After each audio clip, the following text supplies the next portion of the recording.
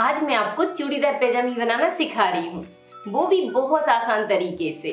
और ये बहुत ही जल्दी बन जाती है और बनने के बाद बिल्कुल लेगिंग्स की तरह दिखती है। और इसे बनाने के लिए हमने लिया है 2 मीटर कपड़ा। 2 मीटर के कपड़े में मीडियम से लार्ज साइज तक के लिए आसानी से बन जाती है। तो चलिए इसे बनाना शुरू करते हैं। तो सबसे पहले आपको इस तरह बॉडी से नाप लेना है और नाप को लिख कर रखना है। इसके लिए आपको 7 नाप लेना है। पहला नाप लंबाई का, दूसरा नाप हिप साइज का, तीसरा नाप कमर की गुलाई का जहां से आप नारा बांधते हैं, और चौथा नाप रहेगा ऊपर से घुटने की लंबाई का, और 5वां नाप रहेगा घुटने की गुलाई का, और 6वां नाप रहेगा आसन का, और 7वां नाप होगा आपकी मोहरी का। उसी के हिसाब से हम निशान लगाएंगे और फिर उसकी कटिंग करेंगे। तो अब हम कपड़े को फैला लेते हैं। कपड़े को आपको उल्टी साइड से फैला कर रखना है। तो पूरे कपड़े को आपको फैलाना है और उल्टे साइड से डबल करके इसको रख लेना है। इस तरह आपको डबल में इसको रखना है। डबल में रखने के बाद 2 कॉर्नर को अच्छे से पकड़ना है और इसका ट्रायंगल बनाना है। इस तरह कपड़े का ट्रायंगल बनाते जाइए। एक कॉर्नर से आपको मिलाना है और पूरे कपड़े का ट्रायंगल बन जाएगा। तो इस तरह आपको इसका ट्रायंगल बनाना है। ट्रायंगल बनाने के बाद अब जॉइंट वाली साइड को पकड़ना है और अपनी साइड रख लेना है इस तरह, जिससे निशान लगाने में आसानी होगी। तो इसमें आपको ध्यान देना है कि जहां से पूरी तरह से बंद है वो रहेगा अपनी साइड, और ये जो खुली वाली साइड है वो रहेगा बाहर की साइड। ठीक है। अब उसके बाद आपको क्या करना है कि इंची टेप उठाना है। उसके बाद आपको सबसे पहले निशान लगाना है अपनी लंबाई का। जो भी लंबाई आती है उसका निशान लगाइए।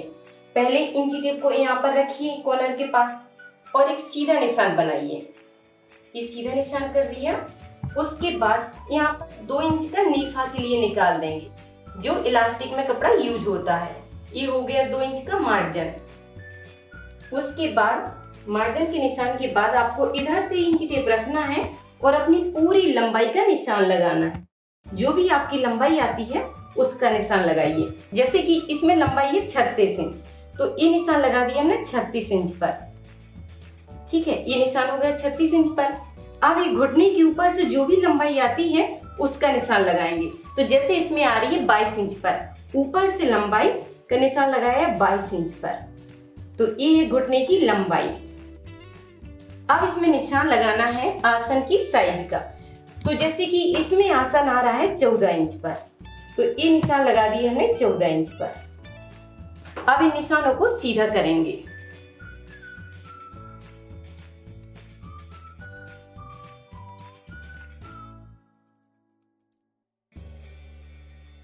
तो ये निशान आसन का हो गया, ये घुटने की लंबाई का हो गया, और ये हो गया है पूरी लंबाई का। जो भी सलवार की लंबाई होती है ये उसका हो गया। तो जैसे कि मैंने आपको बताया कि इसकी पूरी लंबाई है 36 इंच। अब उसमें आप अपने पसंद के हिसाब से चूड़ी के लिए कपड़े को बढ़ा सकते हैं। जैसे 10 इंच, 8 इंच, या आपको ज्यादा चूड़ी पसंद है तो आप 12 इंच भी कर सकते हैं। तो जैसे कि मैं इसमें बढ़ा रही हूँ 8 इंच, तो ये हो गया 44 इंच। अब यहाँ पे हमने 8 इंच की चूड़ी बढ़ा दी। उसके बाद 1.5 इंच का यहाँ पर लेंगे मार्जिन। तो ये ले लिया हमने 1.5 इंच का मार्जिन। अब आपको इस निशान को भी सीधा करना है।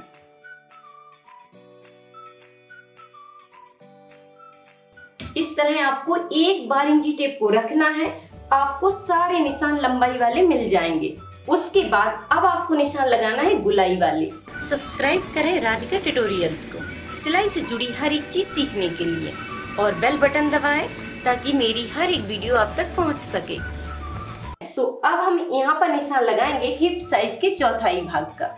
तो उसके लिए सबसे पहले आप क्या करिए कि एक पेपर को उठाकर यहाँ पर रखिए। कि यहाँ पर जो कपड़ा नहीं होता है उससे आप पेपर पर रखकर बड़ी आसानी से निशान लगा सकते हैं।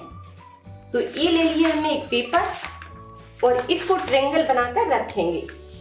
इस तरह आपको रखना है कि इस कॉर्नर से इस कॉर्नर तक मिलाना है। तो जिससे यहाँ पर जो कपड़ा नहीं होता है उसके निशान आपको आसानी से मिल जाएंगे। तो पेपर आपको इस तरह रखना है। अब पेपर भी ट्रायंगल में हो गया है। उसके बाद यहाँ पर जो भी हिप साइज का चौथाई भाग आता है उसका निशान लगाइए। जैसे कि इसमें हिप साइज है 34 इंच। ठीक है, 34 इंच का चौथाई भाग लेने के लिए आपको क्या करना है कि इस तरह इंची टेप को फोल्ड करना है।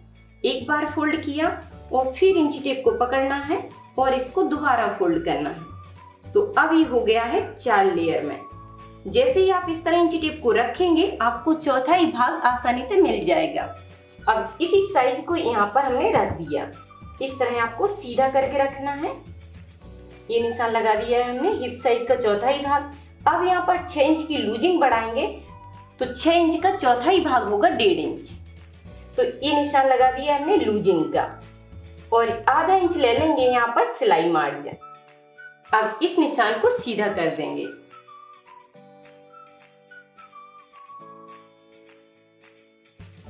तो इस तरह निशान लगाने के बाद जो भी साइज इधर होती है उसी निशान को आपको नीचे की साइड लगाना है जहां पर आसन का निशान लगाया है।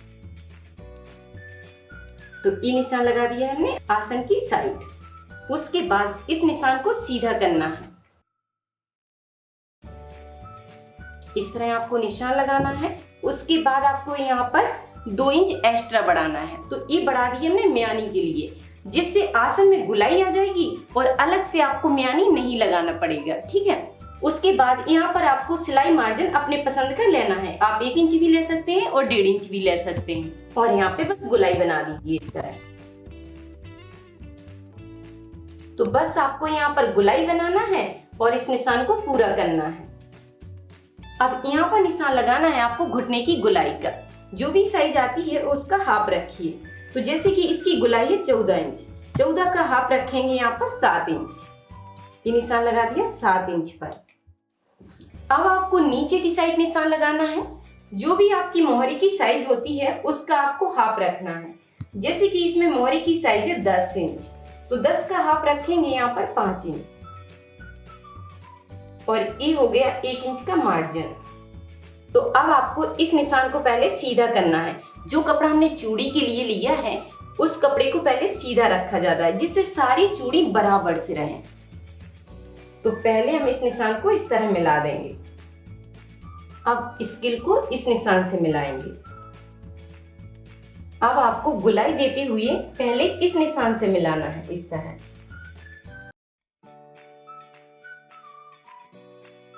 ठीक है, इस तरह आपको यहाँ पर मिलाना है।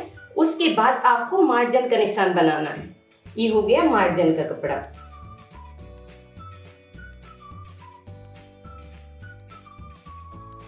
तो इस तरह आपको मार्जिन का निशान लगाना है। बस अब आपको इसी निशान के ऊपर कटिंग करना है। उसके बाद यहाँ पर जो भी कपड़ा कम पड़ता है इसको हम काट के निकालेंगे और यहाँ से कपड़े को निकाल लेंगे।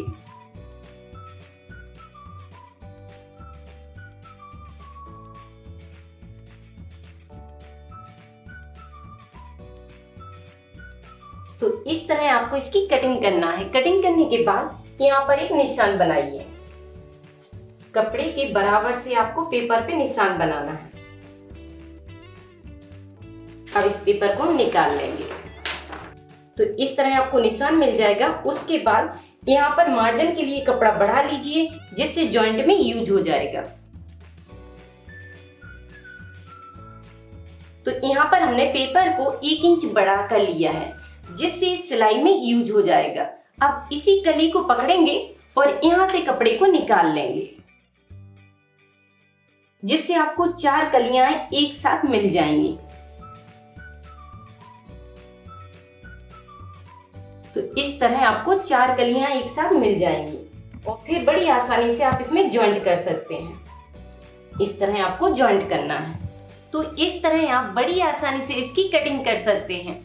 और जो कमर का नाप होता है उससे निकालना है आपको इलास्टिक। कमर का जो भी नाप है उसमें आपको इलास्टिक 4 इंच कम करना है और इलास्टिक को काट कर निकाल लेना है। तो जैसे कि इसमें कमर की गुलाई है 28 इंच, तो 4 इंच को हमने कम कर दिया और 24 इंच की इलास्टिक को काट कर निकाल लिया। इसी तरह आपको इलास्टिक निकालना है, या फिर आप चाहें तो इलास्टिक को अपनी कमर में लगा कर देख सकते हैं और काट कर निकाल सकते हैं। इस तरह चूड़ीदार पैजामे की कटिंग कंप्लीट हुई। और आपको वीडियो पसंद आई हो तो वीडियो पर लाइक और कमेंट करके मुझे जरूर बताइए। तो चलिए अब हम इसे सिलना शुरू करते हैं। तो सबसे पहले आपको क्या करना है कि 2 कलियों को निकाल कर अलग करना है। दो को हमने साइड से रख दिया है। अब यहाँ पर एक जॉइंट रहेगा, उसको आपको काट कर खोल देना है। इस तरह आपको खोलना है। अब इसके एक पार्ट को पकड़ना है और एक इसके पार्ट को लेना है। इस तरह इसको मिलाना है।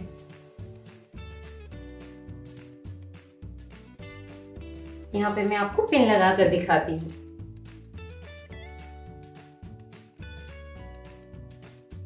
इस तरह आपको इसमें जॉइंट लगाना है। आधा इंच के हिसाब से मिलाते हुए आपको सिलाई डालते जाना है। तो सिलाई हम उल्टे साइड से डालेंगे।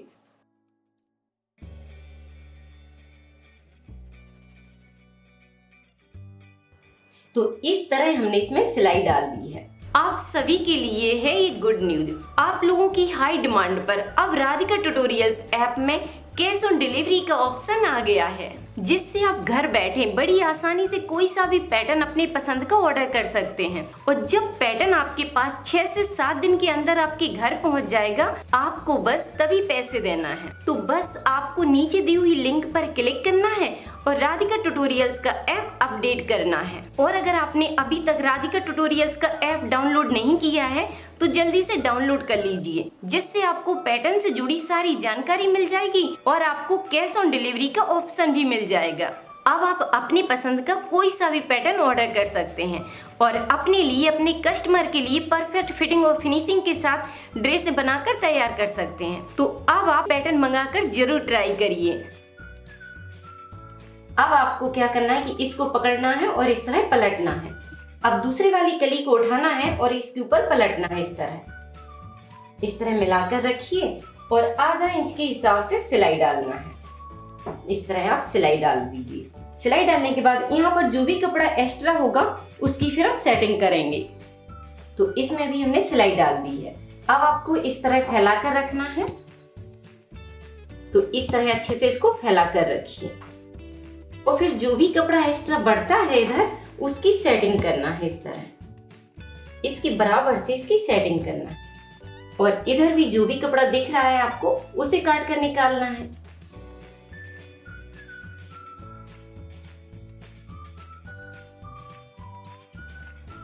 इस तरह इसकी सेटिंग करना है। सेटिंग करने के बाद अब आप चाहें तो इसके ऊपर से एक सिलाई डाल सकते हैं या फिर आप पीछे से भी इसमें डबल सिलाई कर सकते हैं।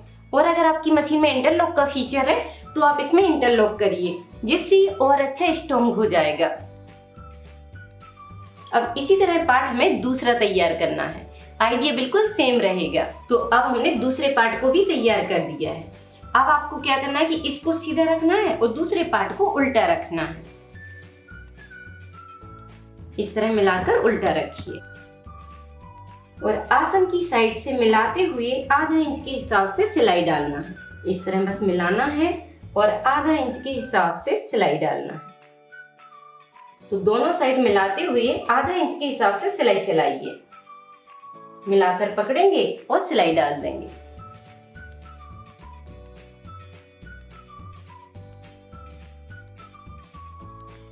तो इस तरह आपको मिलाते हुए दोनों साइड सिलाई डालना है। सिलाई डालने के बाद अब आपको बीच से पकड़ना है और इस तरह खोलना है इसको, जिससे आसन अब बीच की साइड आ गया है।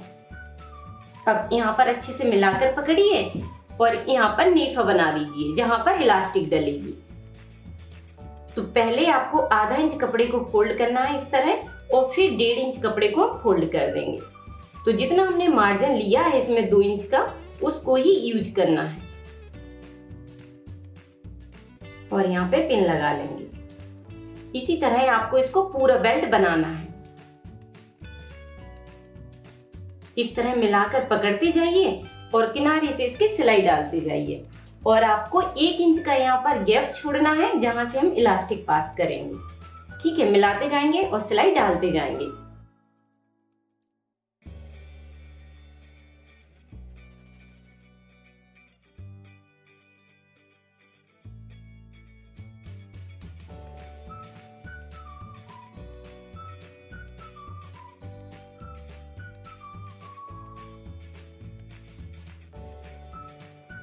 इस तरह आपको इसमें सिलाई डालना है और सिलाई डालते समय आपको मशीन ज्यादा फास्ट नहीं चलाना है, मिलाते जाना है और सिलाई को डालते जाना है, क्योंकि ये पूरा कपड़ा और रेब में होता है जो खिंचाव करता है।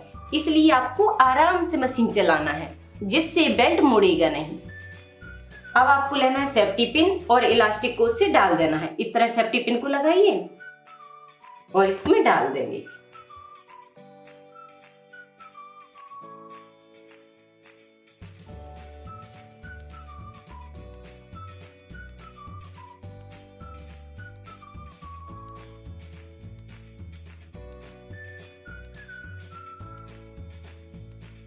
तो इस तरह आपको इसमें इलास्टिक डालना है। इलास्टिक डालने के बाद अब आपको इस तरह इसे पकड़ना है। इसके ऊपर इसको रखिए।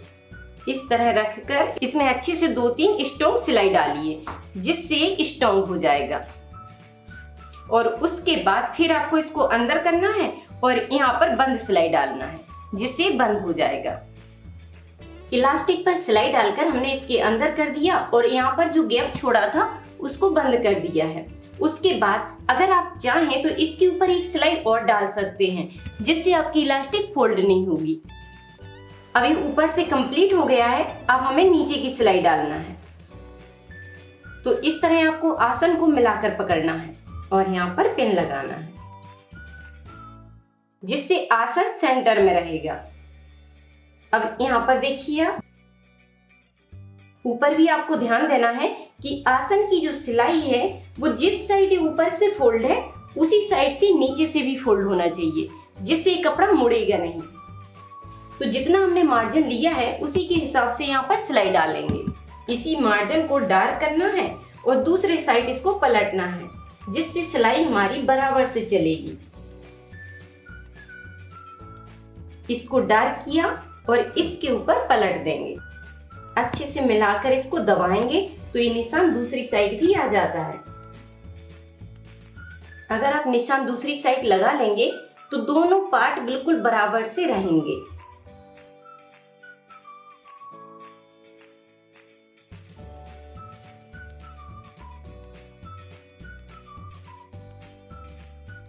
अब ये निशान हल्का हल्का इस पे भी आ गया है। इस तरह निशान को पूरा करते हुए हम इसमें सिलाई डाल देंगे।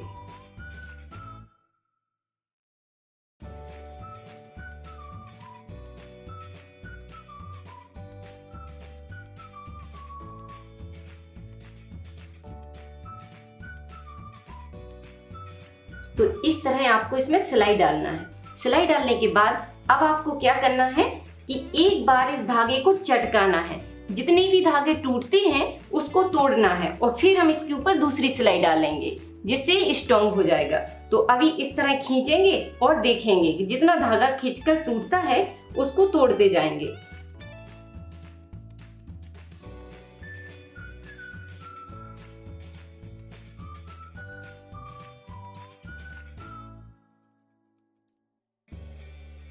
अब यहाँ पे आप देखेंगे कि धागा थोड़ा खिंच गया है। ठीक है, जब ये खिंच जाता है तो ये अच्छे से लूज हो जाता है। आप इस तरह देख सकते हैं कि कई धागे इस तरह टूट जाते हैं। तो ये बैठने में ना टूटे इसलिए इसमें पहले से ही प्रोसेस किया जाता है। इस तरह आप देख सकते हैं। इस तरह धागे को तोड़ने के बाद अब आपको इसी के ऊपर फिर सिलाई डालना है, जिससे स्ट्रॉन्ग हो जाएगा। आप चाहें तो इसमें 2 सिलाई भी डाल सकते हैं।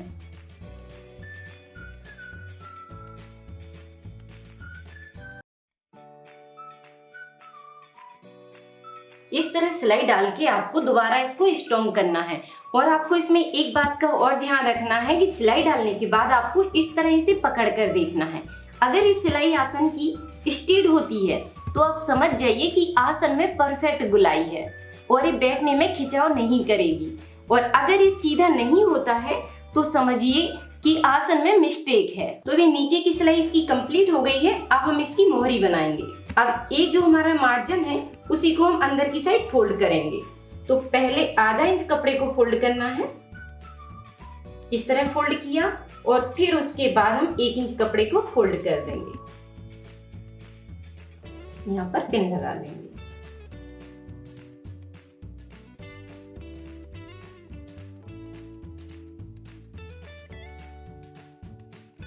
इस तरह पिन को लगा कर रखिए और किनारे से सिलाई घुमाते जाइए।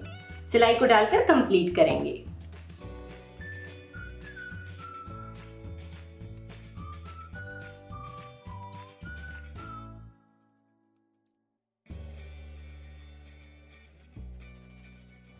तो इस तरह आपको इसकी मोहरी बनाकर तैयार करना है।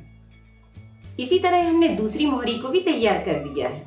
तो अब चूड़ीदार पैजामी बनकर पूरी कंप्लीट हुई। अब मैं आपको इसको सीधा करके दिखाती हूँ। अब आप देख सकते हैं कि कितनी जल्दी और कितनी सुंदर चूड़ीदार पैजामी बनकर तैयार हो गई। अब आप बनाइए, ट्राई कीजिए और कोई भी डाउट है तो कमेंट करके जरूर पूछिए। और वीडियो पसंद आई हो तो वीडियो पर लाइक और कमेंट करके मुझे जरूर बताइए। और अगर आपने अभी तक मेरे चैनल को सब्सक्राइब नहीं किया है तो जल्दी से सब्सक्राइब कर लीजिए, जिससे आप हर मंडे को कुछ नया सीखें। और अपनी बेल बटन को भी ऑन रखिए कि जैसे ही मंडे को न्यू वीडियो अपलोड होती है तुरंत ही आपको मिल जाएगी और आपको वीडियो कहीं पर ढूंढनी नहीं पड़ेगी।